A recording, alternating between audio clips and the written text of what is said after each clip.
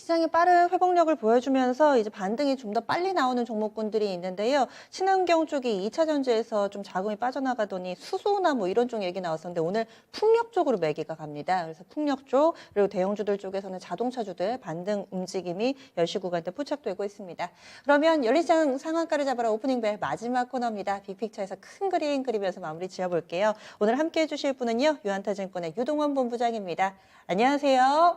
안녕하십니까? 네, 오늘 때마침 딱 연결해 주셨어요. 미증 씨 궁금해 하시는 분들이 많으셔가지고 자세하게 좀 정리를 해보도록 하겠습니다. 오늘의 주제입니다. 시장의 변동성이 점차 확대되고 있습니다. 그런데 차익 실현은 시기상조 이렇게 또 정리를 해주셨는데 그 근거들에 대해서 하나 둘씩 체크해 보겠습니다. 네, 간밤에 미국 증시가 좀 많이 휘청거렸어요. 변동성 커지면서 우려감이 좀 있습니다. 여기에 대해서 좀 분석을 해주시죠. 네. 지금 미국 대부분의 지수들이 다 하락을 하고 있고 또 빅스 변동성 지수가 제법 큰 폭으로 상승을 했습니다. 20을 돌파를 하기도 했어요. 월요일을 제외하고 지난주만 놓고 보더라도 지금 중소형주 지수 러셀 2000이 한 주 동안에 5.22%나 빠지면서 전체적으로 지금 경기의 둔화 우려가 지금 시장을 좀 지배적으로 영향을 미치고 있습니다.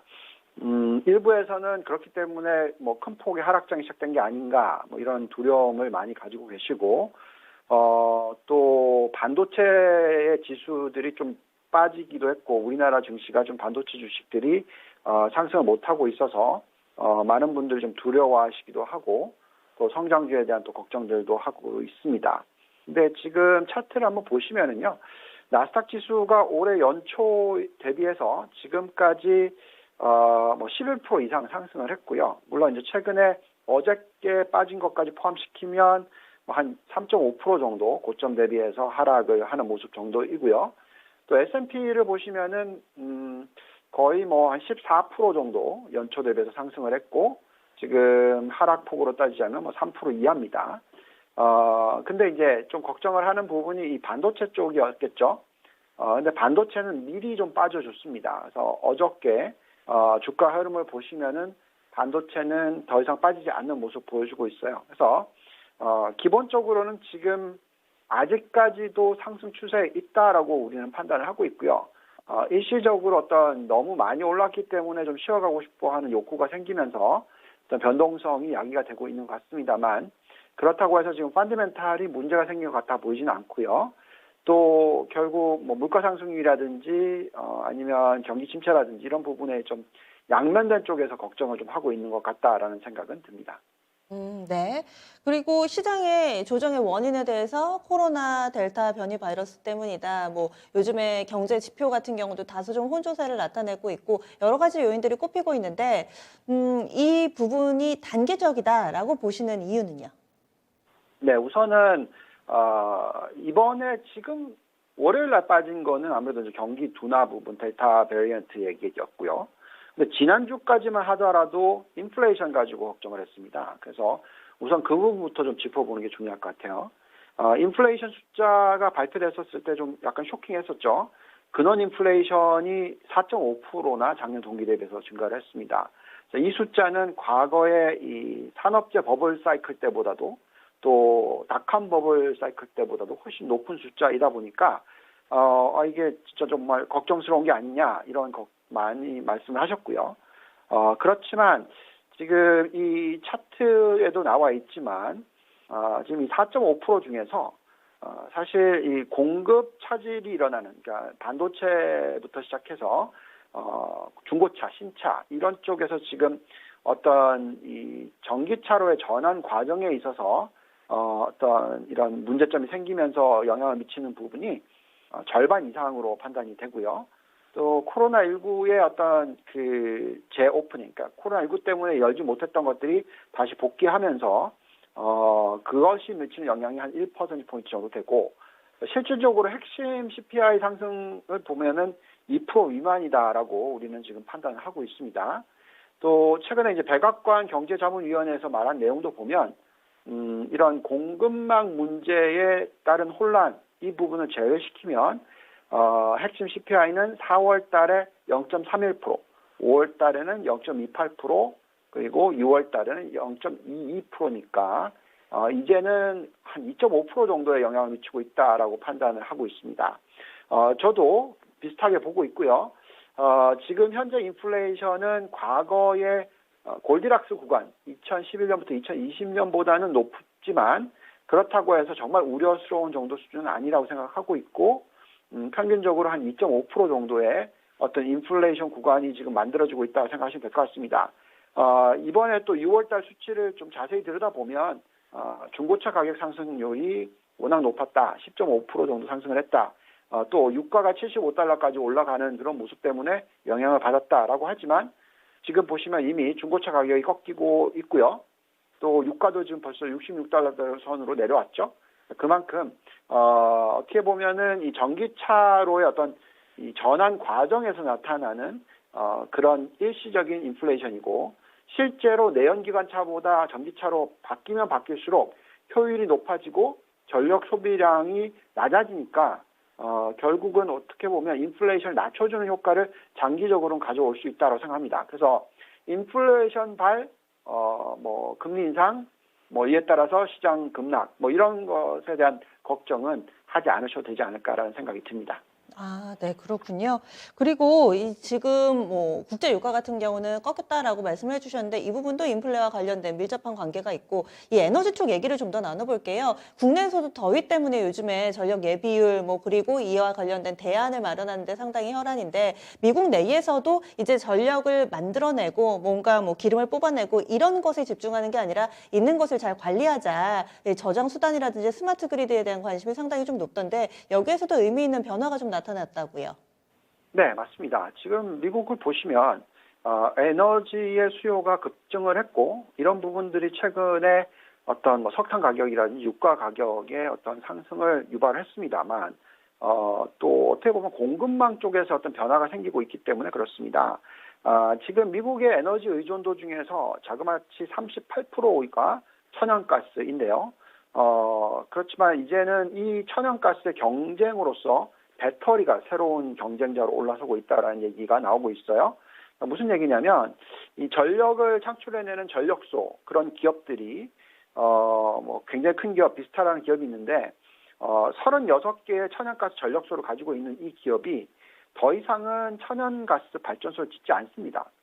오히려 최근에 1조 원 정도의 자금을 어디에다 투자를 하고 있냐면 태양광 전력 생산 기지 그리고 또 전력 저장 설비 이런 것들을 텍사스와 캘리포니아 주에 만드는 데 집중을 하고 있어요.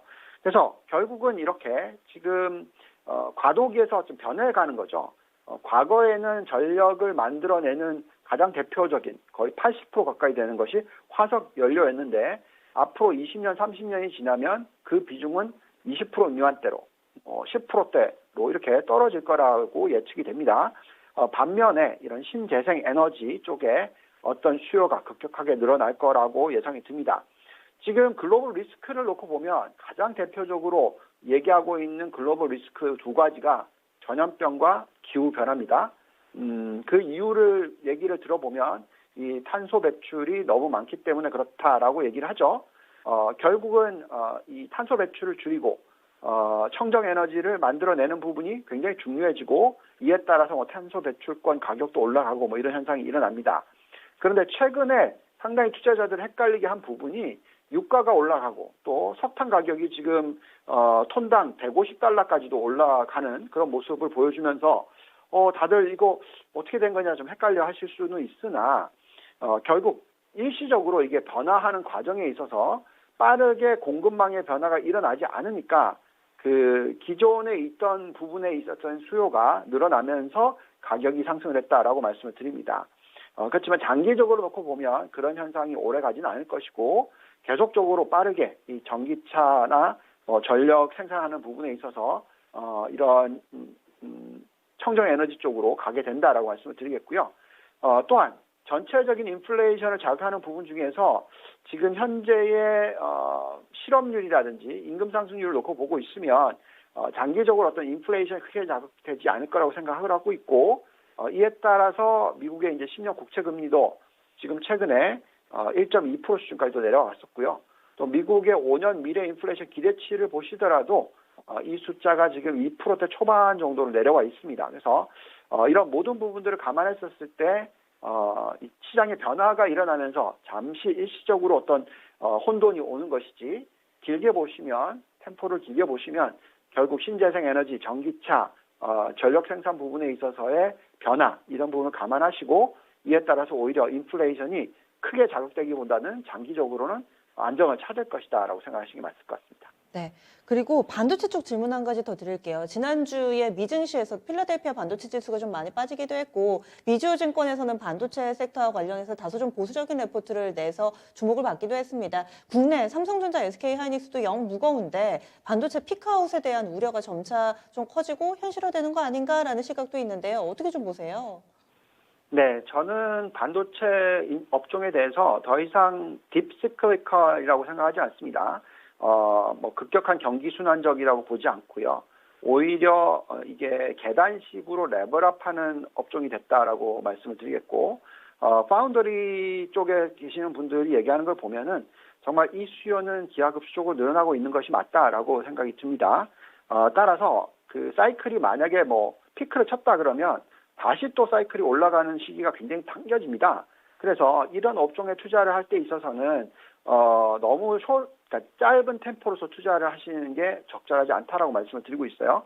과거 20년 전이야 그 이슈가 굉장히 어떻게 보면 아직까지도 반도체 쪽이 굉장히 시클한 면이 굉장히 많았었지만, 이제는 점차적으로 변하면서 전체적으로 어떤 반도체 수요가 이 4차 산업혁명과 같이 크게 늘어나고 있다는 부분을 꼭 생각하셔야 되겠습니다. 구글의 CEO인 썬더가 얘기했던 인터뷰 내용을 보면 앞으로 이 AI와 양자 컴퓨터가 어떻게 보면 24세기를 리드를 할 것이다, 뭐 이런 얘기를 하고 있죠. 그래서 결국은 그 앞으로의 미래는 이쪽에 대한 수요가 엄청나게 빠르게 늘어나고 또 생산성이 빠르게 향상하고 AI 산업이 어떤 인류의 변화를 가지고 온다라고 생각하시는 게 맞습니다. 그렇다면 또 아까도 말씀드렸지만 이 전기차로 넘어가면 넘어갈수록 반도체 수요가 엄청나게 늘어나죠. 자율주행이 일어나면 또 더더욱이 늘어날 것이고요. 계속해서 반도체 수요는 이제 모든 이 제조업이라든지 모든 산업에 있어서 크게 늘어날 수밖에 없는 그런 환경이다라고 말씀을 드리겠고, 또 지금 우리도 지금 이렇게 화상 연결을 해서 얘기를 하고 있죠. 그만큼 또 반도체 수요가 이런 이 컴퓨터들, 랩탑이라든지 이런 PC들에서 굉장히 많이 수요가 늘어나고 있는 것이고, 또 미국 보면은 요즘에 재테크 근무가 전체의 거의 70%나 된답니다. 그래서 이렇게 시대가 변해가고 있다라는 걸 생각하시면 계속해서 하반기 투자 전략을 세울 때 반도체와 신재생 에너지 이런 쪽에 대한 투자 비중을 높게 가져가시는 것이 중요하다라고 말씀을 드리겠습니다. 네, 알겠습니다. 그러면 오늘의 큰 그림 그려주세요. 네, 지금 한마디로 한 줄로 말씀을 드리면 전기차 반도체 투자만큼은 꼭 붙들고 가자라고 말씀드리겠습니다. 네, 알겠습니다. 성장산업 좀 더 관심 가져볼게요. 자세한 말씀 고맙습니다. 감사합니다.